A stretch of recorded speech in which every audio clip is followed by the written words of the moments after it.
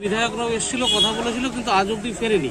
তো এই বিষয়ে আপনারা কি মানে সরকার, কেন্দ্রের সরকার, বিএসএফ এর হাই লেভেলে, এইখানে বিএসএফ এর যারা জওয়ান আছে বা তাদের উপরে যেসব ইয়েরা আছে তাদের কম্য ব্যাপার না, এটা হচ্ছে হাই লেভেলে ইয়ে করতে হবে, আলোচনা করতে হবে। সেটা কি করছে না, এরা গুরুত্বই দিচ্ছে না এই ব্যাপারগুলোতে।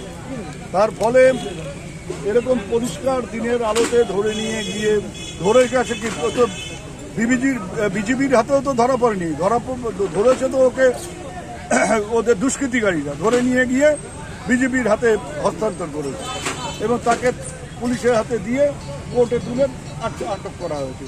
সরকার যদি এই ব্যাপারে, কেন্দ্রের সরকার যদি সচেতন হতো, বিএসএফ কর্তৃপক্ষ যদি সচেতন হতো, তাহলে আমার মনে হয় এর মধ্যে বের করে নিয়ে আসতে পারে।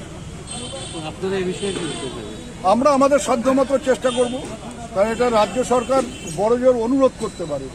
আমাদের এমপি আছে, এমপিকেও বলবো যে দিল্লিতে গিয়ে কথা বলবার জন্য, কিন্তু ব্যাপারটা হচ্ছে তো বিএসএফ কর্তৃপক্ষকে এই ব্যাপারে দেখতে হবে। এটা তো তাহলে মাঝে মধ্যেই দেখা যাচ্ছে যে বিশেষ করে এই হাসিনা সরকারের চলে যাওয়ার পর ইউনিট সরকারের আমলে দেখা যাচ্ছে যে এতটাই দুষ্কৃতিকারীরা সাহসী হয়ে উঠছে যে যখন তখন সীমান্তে এসে ওরা আক্রমণ করছে ভারতীয়দের।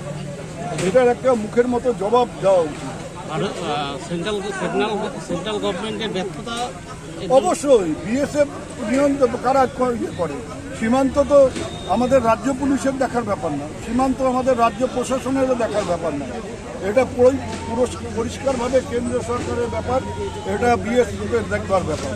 তারা যদি ব্যবস্থা না নেয় এবং এটা যদি বারবার ওরা দেখে যে দুর্বল, এমনকি আমরা ছবি দেখেছি যে বিএসএফের হাত থেকে ওদের বন্দুক কেড়ে নেওয়ার চেষ্টা করছে বাংলাদেশি ইয়েরা, বিএসএফ দাঁড়িয়ে আছে, কিছু ব্যবস্থা নিচ্ছে না।